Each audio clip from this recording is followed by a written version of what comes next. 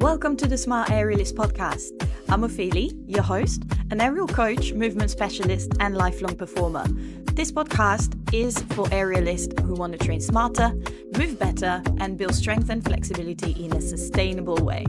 We'll dive into the science of aerial training, injury prevention, and long-term progress so you can keep growing without burnout. Whether you're just starting out or refining your craft, you're in the right place.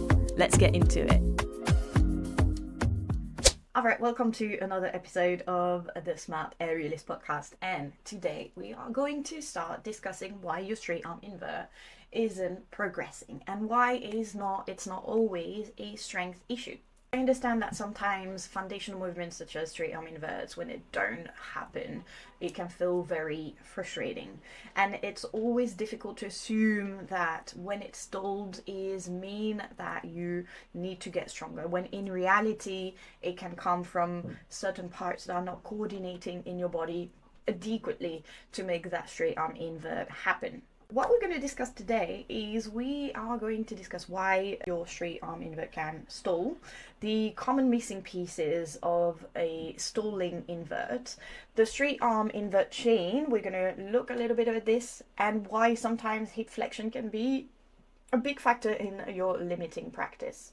We're also going to approach a little bit of pelvic mobility, why flexibility doesn't equal very good compression in your core, and also how you can build some more rehab aware thinking for long-term progress. Very often I see quite a few students that don't progress in a straight arm invert, just trying to pull harder, to work a bit more strength, or to try and do more conditioning drill. When in reality, there are some common missing pieces, which can come from insufficient shoulder stability, especially when you do an overhead flexion of your shoulders, so lacking of shoulder mobility or stability. You don't understand, or your body doesn't understand, how to connect your rib cage and your pelvis together and coordinate it properly when you do straight arm, straight leg straddle. Your hip flexors, if they're not strong enough, you are going to struggle to lift all this lower body, and if you are bottom heavier, this is going to make it really much harder. We also have a bit of restricted pelvic mobility in general, will struggle, right? If you struggle already during a straddle sit in general as an individual, you are going to struggle with your straddle invert. And lastly, if you are hypermobile or if you just have passive mobility, you are going to struggle to bring that active mobility at end range, which is necessary in your straight arm invert. Last, you can also consider that your nervous system can be hesitating as well, because if your body feels unstable, then your nervous system is going to catch up and going to prevent you from moving in that direction. So when you look at the invert chain, we have three main elements. The first one is that your shoulder has to stabilize, and you need to support through the shoulder first without collapsing. And that often already is a big factor, because from the shoulder stability, we start bracing the core as a beginning from the top of your rib cage, right? So your core is going to start bracing as soon as your shoulder is stabilizing. So it's going to coordinate your rib cage and your pelvis towards each other. And then finally, your hips are going to flex to lift the legs without momentum. The pelvic position usually will matter, because people with anterior tilt or people with weak hip flexors will struggle to move in relation to the spine. Your spine is going to struggle to flex and start lifting. And then you are going to start finding your compression inefficient, and you're going to start compensating by trying to pull harder. This is why people tend to bend the elbows, they start swinging the legs, or they just do short arm invert and they're just going to lift and jump into the straight arm straddle. Yeah, so that's what a common habit of most aerialists when they feel they're not strong enough and they just feel stuck. When you also do a straight arm invert or straight arm straddle, it's very important to have good hip flexion. If you tend to have hip flexors that are quite tight or they lack mobility, then this is going to make your invert much harder as well, because the hip flexion is the ability to lift the legs, including the femur, towards your torso. In a straight arm invert, this action tends to be quite fundamental. which means as well that you can sometimes have adequate length. That means that you'll feel you have flexibility, but you'll be missing strength and timing. Other people can be strong, but they can't access hip flexion because the pelvis cannot move or organize adequately as well. When your hip flexion is limited, very often the legs won't be able to lift efficiently. You probably have noticed this when you start doing leg lifts and you compensate through compressing the core. What I suggest you try and look at is doing some leg lifts with your back against a wall, and you can actually test your real and true active hip flexion. This also will give you an understanding of your pelvis and your pelvic floor. When I teach classes like aerial yoga or even aerial hoop, I tend to approach this from a fundamental where we try and isolate the different body part of the chain that I've just described earlier. And we try to focus on pubic bone lift, thinking of closing the gap between your hip bone and your pubic bone, really lifting that pubic bone up and bringing it into the hips. So I feel sometimes this can be a really good defining factor for people to understand where the pelvis plays or what is lacking in the lower part of the chain of your invert.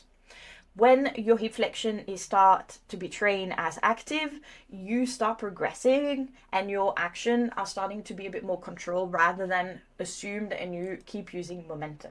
This is also important because your pelvis has to understand how to tilt posteriorly or anteriorly, forward and backward, and adjust while it's under load. And the true compression sometimes can be blocked because of that. The core can't shorten effectively if your hip flexor lose mechanical advantage.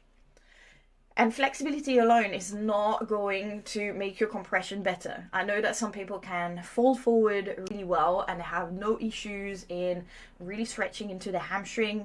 But when it comes to actually doing a straight leg invert, the core compression is not going to click. And that's because you're just using passive flexibility for your stretches and you are not actively working the pelvic floor muscle and your hip flexion for the elements such as a straight arm invert that will require more strength than actual flexibility. So training both mobility, flexibility, and range conditioning through the pelvis will change how your compression feels. This is how I work sometimes with my client. We start shifting a little bit more into mobility and strength training from a perspective of gaining this ability to move the pelvis with strength and mobility. And this way you start feeling that your invert are becoming more stable as well and controlled. Just a reminder that compression is a skill. It's not just something that's given. You have to work on that compression. It's hip flexion, pelvic positioning, coordinating your core engagement from top to bottom, and your shoulder stability. So stretching alone is not going to train your core compression. What I recommend generally as a coach and an instructor, I have very much different ways of teaching this when I train my students in a group setting or when I train my one-on-one. Obviously with one-on-one you are able to look a little bit more at what the person needs and where are the missing pieces. But in a group, I tend to encourage this self-awareness. I tend to explain the chain elements, and I tend to, maybe, obviously, if I can look, I will often see what's lacking in each of my students. But it's also important to empower yourself in understanding that. As awareness matters, filming, slowing down, and finding the ways to identifying where your movements initiate, it can really reveal whether you're lifting with the hips or are you pulling with the arms. You can have a look at, am I bending my elbows? Are my legs not lifting? Am I kicking the legs up? Am I unable to squeeze my ribcage down and lifting my pubic bone and lifting my hips up? Just have a look and become a bit more empowered and self-aware of your movement biomechanics and start closing those gaps in the chain. This is also important if you have history of injuries, particularly with your shoulders or hip flexors. A lot of hypermobile people sometimes will have issues with hip flexors and hamstring injury, and that will impact how your pelvis move, but also the shoulder, because you have to rebuild your joint tolerance, your control, and your confidence. Your body needs to build the confidence again under the load. And it's important because progress becomes sustainable when the body can trust the movement again. So just to finish this podcast today and putting it all together, It's a reminder that straight arm that are not invert, that are not progressing, it's rarely because you're not putting in enough effort. It's very often understanding where in the chain of action the missing links and what needs to be worked on. I explained there is the impact of understanding that core coordination, that shoulder stability, and that pelvis action as well. It's not often adding volume that matters. It's understanding how to reorganize your body, fine-tuning it, and then working the volume where it's missing. You want to actually add the volume where it matters and where it's going to make you feel like you progress.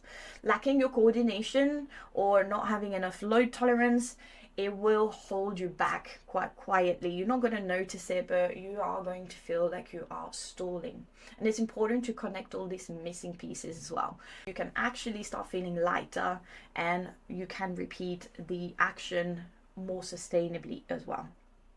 And just a reminder as well that progress doesn't always come from force alone.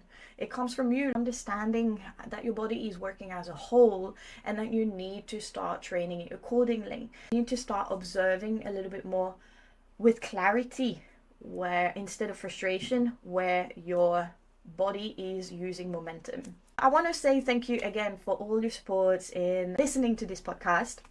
A few of you have made me aware that you are watching it, and this is very satisfying and rewarding. And I want to make sure that you are still aware that I have the Aerial Performance Lab, which is a membership-based platform with all the cross-training program and making your aerial practice more holistic through rehab, aware training, mobility, some core finishes, some conditioning, some strength, cross-training programs.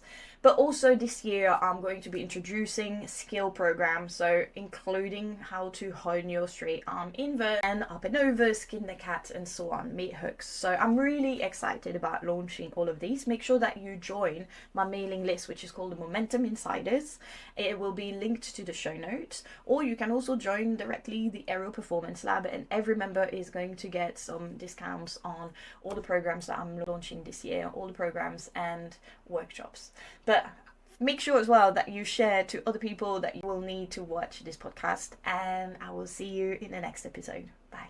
I also want to remind you that there is a treasure trove of free content that you can access and I create for you. First of all, with every episode, you will see there are show notes where you can access the blog that relate to this episode. The blog dives a little bit deeper into details and also provide added references for you, some extra reading and some science papers that have inspired those episodes and those blogs. Second of all, you can also check out my YouTube channel where you will find a lot of workouts and flexibility, conditioning and strength exercises that are suited for aerialists in particular, but just not aerialists as well. And finally, don't forget to check out my app and the Aerialist Performance Lab.